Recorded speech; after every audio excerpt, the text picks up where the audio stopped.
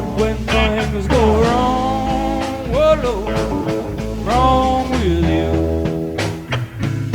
it hurts me too.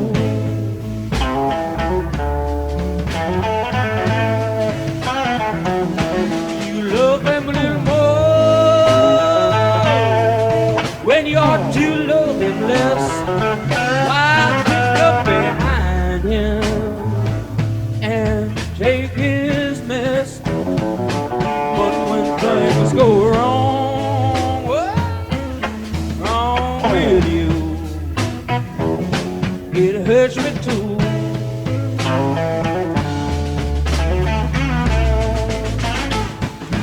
You love another man, girl, I love you. Yeah, but you love him now, baby. Oh, stick to him just about like glue. But when things go wrong, oh child, wrong with you, you know it hurts me too.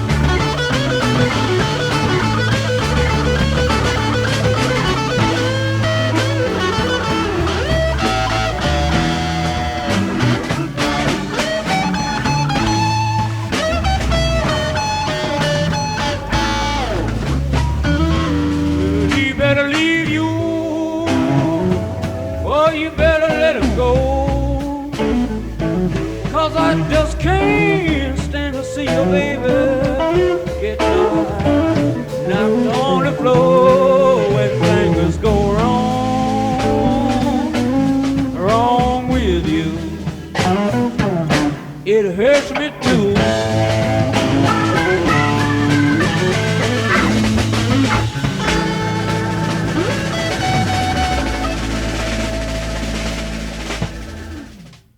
Chapter 6. Into Action. Having made our personal inventory, what shall we do about it? We have been trying to get a new attitude, a new relationship with our Creator, and to discover the obstacles in our path. We have admitted certain defects. We have ascertained in a rough way what the trouble is. We have put our finger on the weak items in our personal inventory. Now, these are about to be cast out. This requires action on our part, which, when completed, will mean that we have admitted to God, to ourselves, and to another human being the exact nature of our defects. This brings us to the 5th step in the program of recovery mentioned in the preceding chapter. This is perhaps difficult, especially discussing our defects with another person. We think we have done well enough in admitting these things to ourselves. There is doubt about that. In actual practice, we usually find a solitary self-appraisal insufficient. Many of us thought it necessary to go much further. We will be more reconciled to discussing ourselves with another person when we see good reasons why we should do so. The best reason first. If we skip this vital step, we may not overcome drinking. Time after time, newcomers have tried to keep to themselves certain facts about their lives.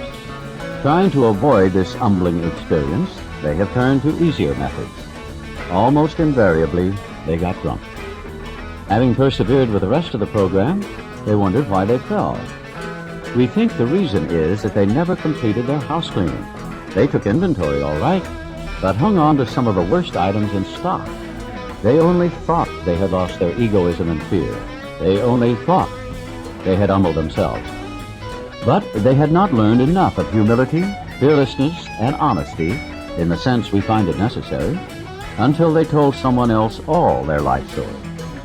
More than most people, the alcoholic leads a double life. He is very much the actor. To the outer world, he presents his stage character. This is the one he likes his fellows to see. He wants to enjoy a certain reputation, but knows in his heart he doesn't deserve it. The inconsistency is made worse by the things he does on his sprees.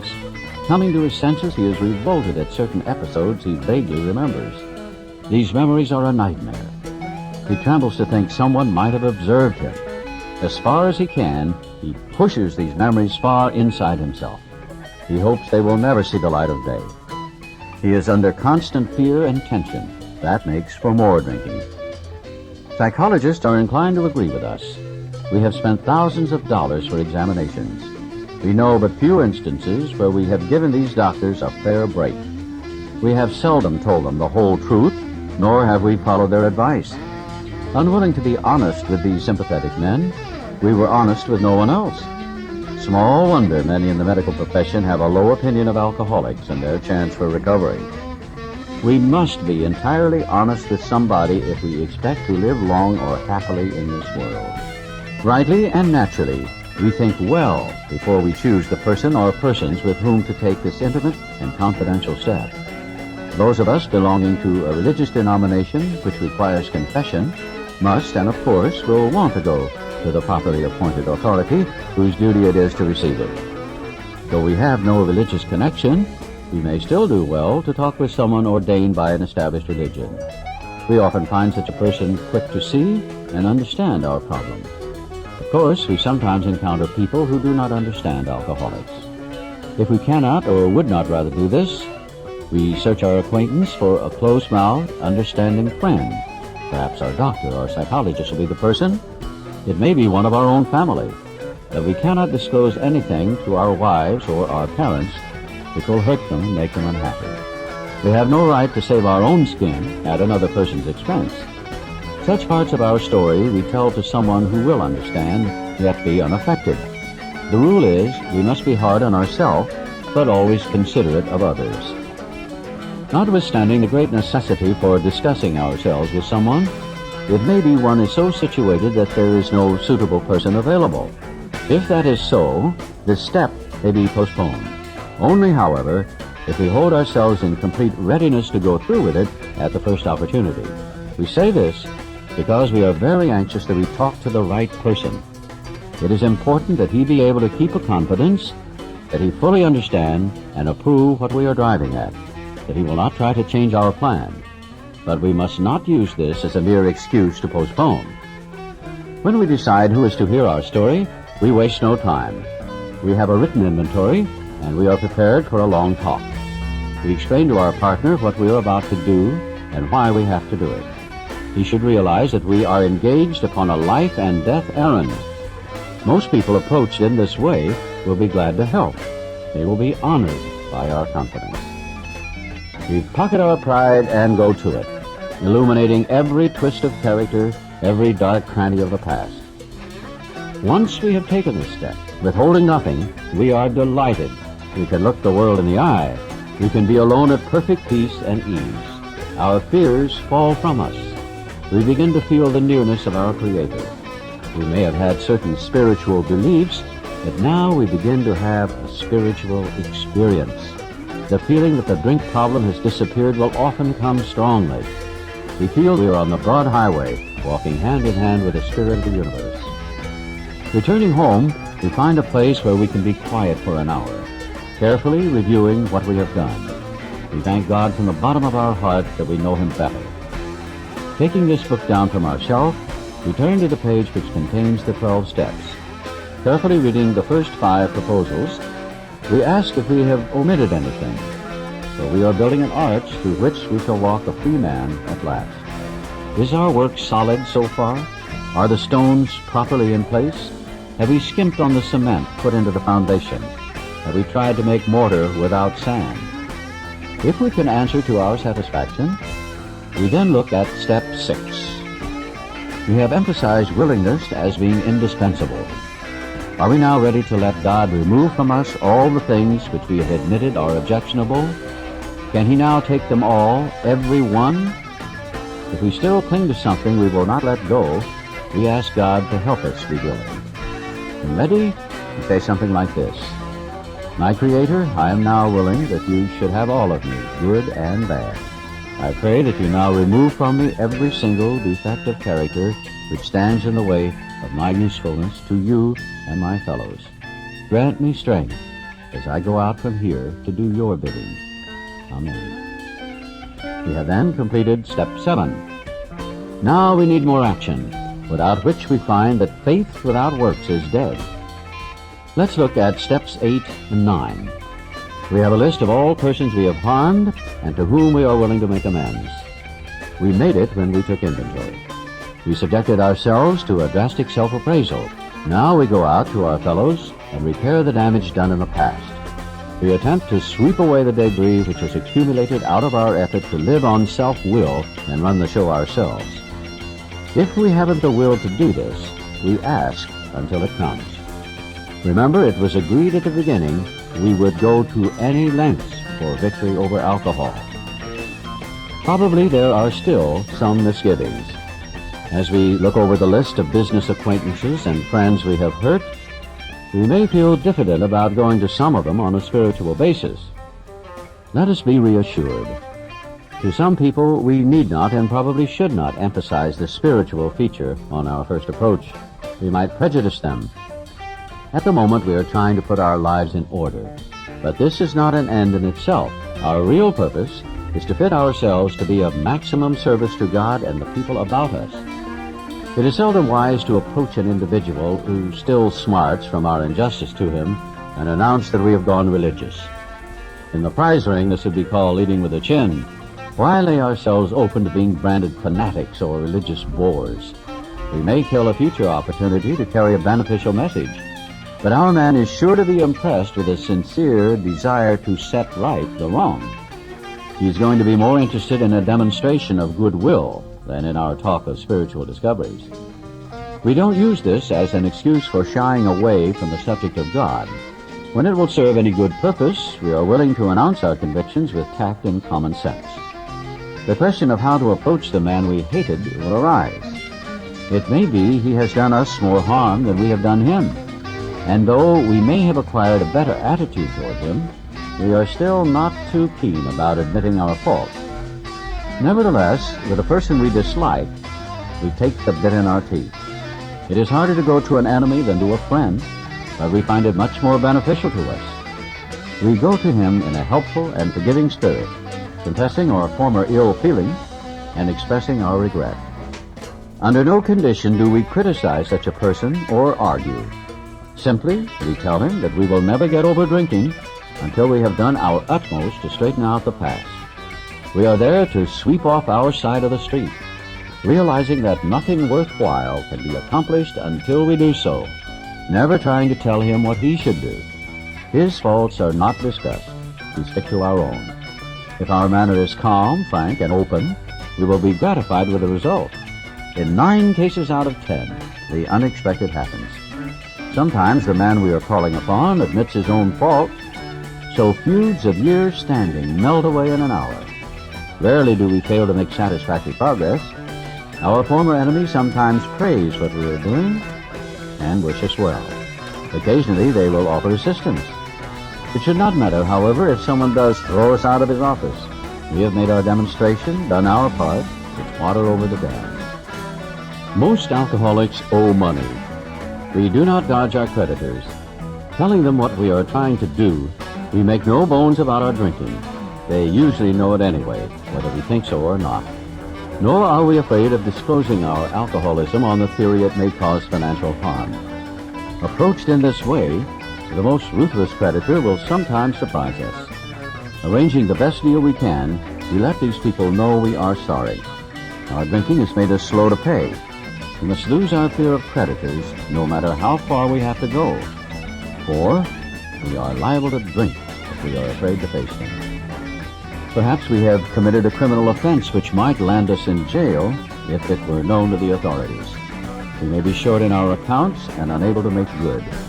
We have already admitted this in confidence to another person, but we are sure we would be imprisoned or lose our job if it were known. Maybe it's only a petty offense, such as padding the expense account. Most of us have done that sort of thing. Maybe we are divorced and have remarried, but haven't kept up the alimony to number one. She's indignant about it and has a warrant out for our arrest. That's a common form of trouble, too. Although these reparations take innumerable forms, there are some general principles which we find guiding. Reminding ourselves that we have decided to go to any lengths to find a spiritual experience, we ask that we be given strength and direction to do the right thing, no matter what the personal consequences may be. We may lose our position or reputation or face jail, but we are willing.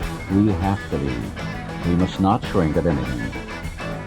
Usually, however, other people are involved. Therefore, we are not to be the hasty and foolish martyr who would needlessly sacrifice others to save himself from the alcoholic pit. A man we know had remarried. Because of resentment and drinking, he had not paid alimony to his first wife. She was furious. She went to court and got an order for his arrest. He had commenced our way of life, had secured a position, and was getting his head above water. It would have been impressive heroics if he had walked up to the judge and said, "Here I am." We thought he ought to be willing to do that if necessary, but if he were in jail, he could provide nothing for either family. We suggested he write his first wife, admitting his faults and asking forgiveness. He did, and also sent a small amount of money. He told her what he would try to do in the future. He said he was perfectly willing to go to jail if she insisted. Of course, she did not, and the whole situation has long since been adjusted. Before taking drastic action which might implicate other people, we secure their consent. If we have obtained permission, consulted with others, asked God to help, and the drastic step is indicated, we must not shrink. This brings to mind a story about one of our friends. While drinking, he accepted a sum of money from a bitterly hated business rival, giving him no receipt for it. He subsequently denied having received the money and used the incident as a basis for discrediting the man. He thus used his own wrongdoing as a means of destroying the reputation of another. In fact, his rival was ruined.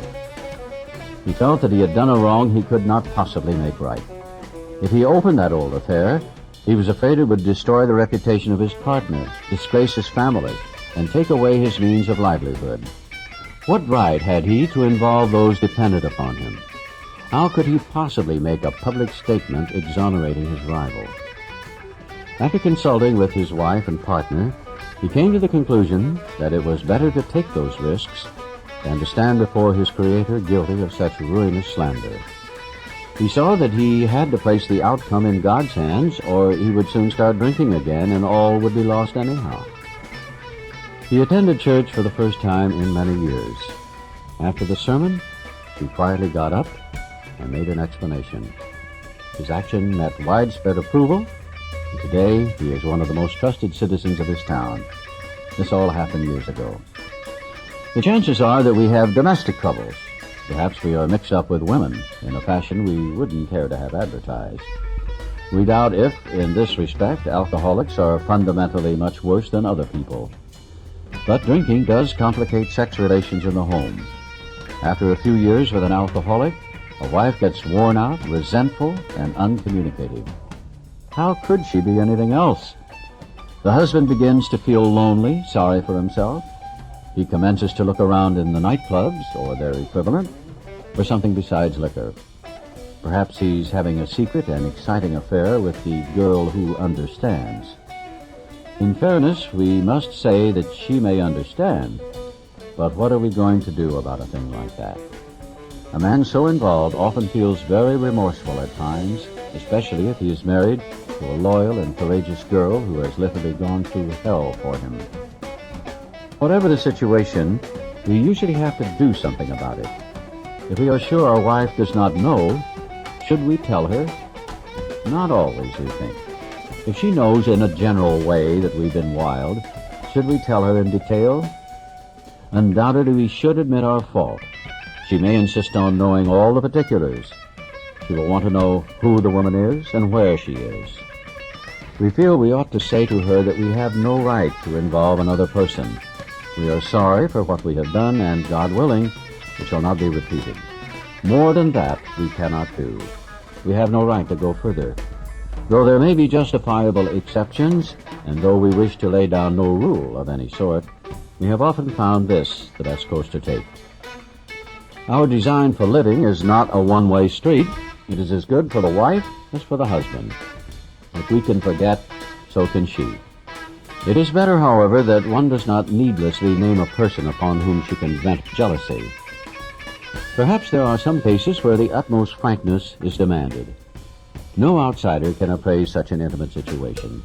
It may be that both will decide that the way of good sense and loving kindness is to let bygones be bygones. Each might pray about it, having the other one's happiness uppermost in mind. Keep it always in sight that we are dealing with that most terrible human emotion, jealousy. Good generalship may decide that the problem be attacked on the flank rather than risk a face-to-face combat. If we have no such complication, there is plenty we should do at home. Sometimes we hear an alcoholic say that the only thing he needs to do is to keep sober. Certainly he must keep sober, for there will be no home if he doesn't. But he is yet a long way from making good to the wife or parents whom for years he has so shockingly treated. Passing all understanding is the patience mothers and wives have had with alcoholics. Had this not been so, many of us would have no homes today, would perhaps be dead. The alcoholic is like a tornado roaring his way through the lives of others. Hearts are broken. Sweet relationships are dead. Affections have been uprooted. Selfish and inconsiderate habits have kept the home in turmoil. We feel a man is unthinking when he says that sobriety is enough. He is like the farmer who came up out of his cyclone cellar to find his home ruined. To his wife he remarked, "Don't see anything the matter here, Ma. Ain't it grand the wind stopped blowing?" Yes, there is a long period of reconstruction ahead. We must take the lead. A remorseful mumbling that we are sorry won't fill the bill at all. We ought to sit down with the family and frankly analyze the past as we now see it, being very careful not to criticize them. Their defects may be glaring, but the chances are that our own actions are partly responsible. So we clean house with the family, asking each morning in meditation that our Creator show us the way of patience, tolerance, kindliness, and love. The spiritual life is not a theory. We have to live it. Unless one's family expresses a desire to live upon spiritual principles, we think we ought not to urge them. We should not talk incessantly to them about spiritual matters. They will change in time. Our behavior will convince them more than our words. We must remember that 10 or 20 years of drunkenness would make a skeptic out of anyone. There may be some wrongs we can never fully right. We don't worry about them if we can honestly say to ourselves that we would right them if we could. Some people cannot be seen. We send them an honest letter, and there may be a valid reason for postponement in some cases, but we don't delay if it can be avoided. We should be sensible, tactful, considerate, and humble without being servile or scraping. As God's people, we stand on our feet. We don't crawl before anyone. If we are painstaking about this phase of our development, we will be amazed before we are halfway through. We are going to know a new freedom and a new happiness. We will not regret the past, nor wish to shut the door on it. We will comprehend the word serenity, and we will know peace. No matter how far down the scale we have gone, we will see how our experience can benefit others. That feeling of uselessness and self-pity will disappear. We will lose interest in selfish things and gain interest in our fellows. Self-seeking will slip away. Our whole attitude and outlook upon life will change. Fear of people and of economic insecurity will leave us. We will intuitively know how to handle situations which used to baffle us. We will suddenly realize that God is doing for us what we could not do for ourselves. Are these extravagant promises? We think not. They are being fulfilled among us, sometimes quickly, sometimes slowly. They will always materialize if we work for them. This thought brings us to step 10, which suggests we continue to take personal inventory and continue to set right any new mistakes as we go along. We vigorously commenced this way of living as we cleaned up the past. We have entered the world of the Spirit. Our next function is to grow in understanding and effectiveness. This is not an overnight matter. It should continue for our lifetime. Continue to watch for selfishness, dishonesty, resentment, and fear. When these crop up, we ask God at once to remove them. We discuss them with someone immediately and make amends quickly if we have harmed anyone. Then we resolutely turn our thoughts to someone we can help. Love and tolerance of others is our code. And we have ceased fighting anything or anyone, even alcohol. For by this time, sanity will have returned. We will seldom be interested in liquor. If tempted, we recoil from it as from a hot flame. We react sanely and normally. And we will find that this has happened automatically. We will see that our new attitude toward liquor has been given us without any thought or effort on our part. It just comes. That is the miracle of it. We are not fighting it, neither are we avoiding temptation. We feel as though we had been placed in a position of neutrality, safe and protected. We have not even sworn off. Instead, the problem has been removed. It does not exist for us. We are neither cocky nor are we afraid. That is our experience. That is how we react so long as we keep in fit spiritual condition. It is easy to let up on the spiritual program of action and rest on our laurels. We are headed for trouble if we do, for alcohol is a subtle foe. We are not cured of alcoholism. What we really have is a daily reprieve, contingent on the maintenance of our spiritual condition. Every day is a day when we must carry the vision of God's will into all of our activities. How can I best serve Thee? Thy will, not mine, be done. These are thoughts which must go with us constantly. We can exercise our willpower along this line all we wish. It is the proper use of the will. Much has already been said about receiving strength, inspiration, and direction from Him who has all knowledge and power. If we have carefully followed directions, we have begun to sense the flow of His Spirit into us. To some extent, we have become God-conscious. We have begun to develop this vital sixth sense. But we must go further, and that means more action. Step 11 suggests prayer and meditation. We shouldn't be shy on this matter of prayer. Better men than we are using it constantly. It works if we have the proper attitude and work at it. It would be easy to be vague about this matter, yet we believe we can make some definite and valuable suggestions. When we retire at night, we constructively review our day. Were we resentful, selfish, dishonest, or afraid? Do we owe an apology? Have we kept something to ourselves which should be discussed with another person at once? Were we kind and loving toward all? What could we have done better? Were we thinking of ourselves most of the time? Or were we thinking of what we could do for others, what we could pack into the stream of life? But we must be careful not to drift into worry, remorse, or morbid reflection, for that would diminish our usefulness to others. After making our review, we ask God's forgiveness and inquire what corrective measures should be taken. On awakening, let us think about the 24 hours ahead and consider our plans for the day. Before we begin, we ask God to direct our thinking, especially asking that it be divorced from self-pity, dishonest, or self-seeking motives. Under these conditions, we can employ our mental faculties with assurance. For after all, God gave us brains to use. Our thought life will be placed on a much higher plane when our thinking is cleared of wrong motives. In thinking about our day, we may face indecision. We may not be able to determine which course to take. Here we ask God for inspiration, an intuitive thought or a decision. We relax and take it easy. We don't struggle. We are often surprised how right answers come after we've tried this for a while. What used to be the hunch or occasional inspiration gradually becomes a working part of the mind. Being still inexperienced and having just made conscious contact with God, it is not probable that we are going to be inspired at all times. We might pay for this presumption in all sorts of absurd actions and ideas. Nevertheless, we find that our thinking will, as time passes, be more and more on the plane of inspiration. We come to rely upon it. We usually conclude the period of meditation with a prayer that we be shown all through the day what our next step is to be, that we be given whatever we need to take care of such problems. We ask especially for freedom from self-will and are careful to make no request for ourselves only. We may ask for ourselves, however, if others will be helped. We are careful never to pray for our own selfish ends.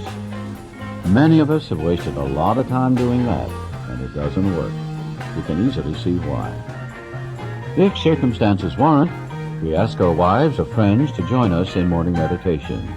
If we belong to a religious denomination which requires a definite morning devotion, we attend to that also.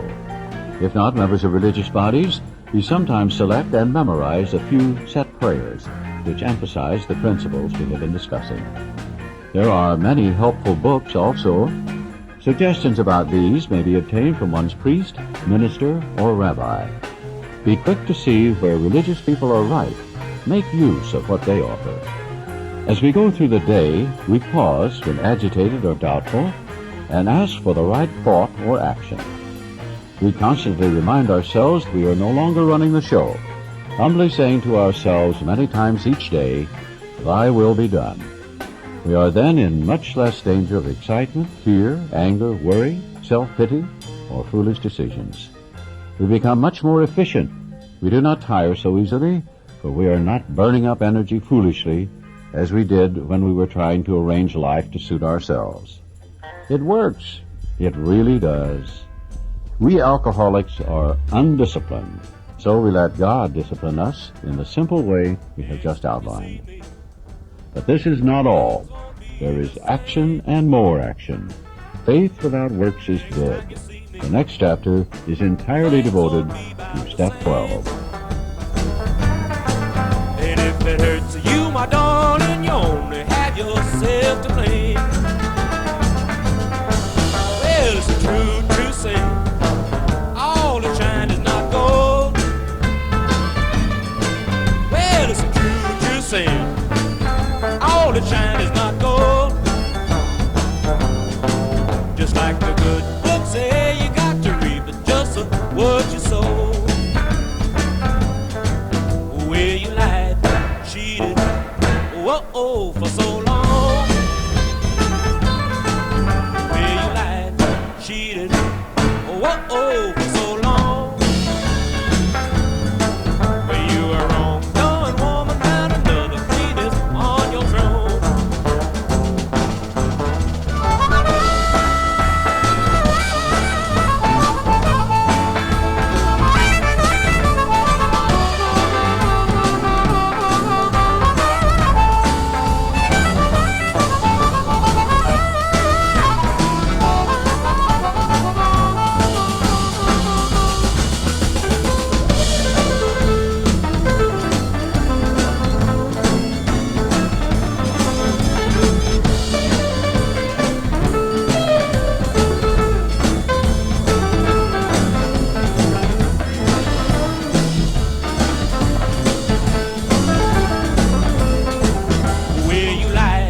Cheated, whoa, for so long.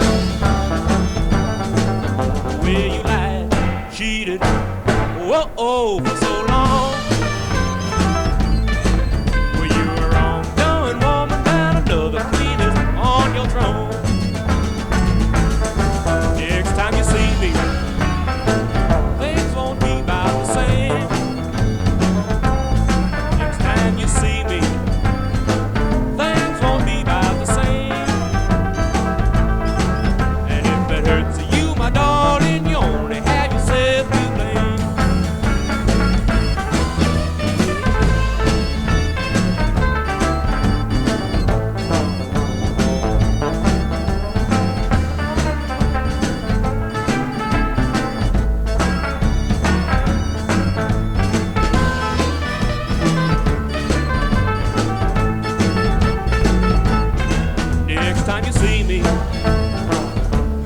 gonna be about the same.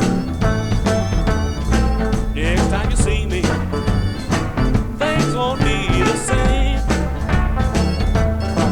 Well, if it hurts you, my darling, you only had yourself to blame.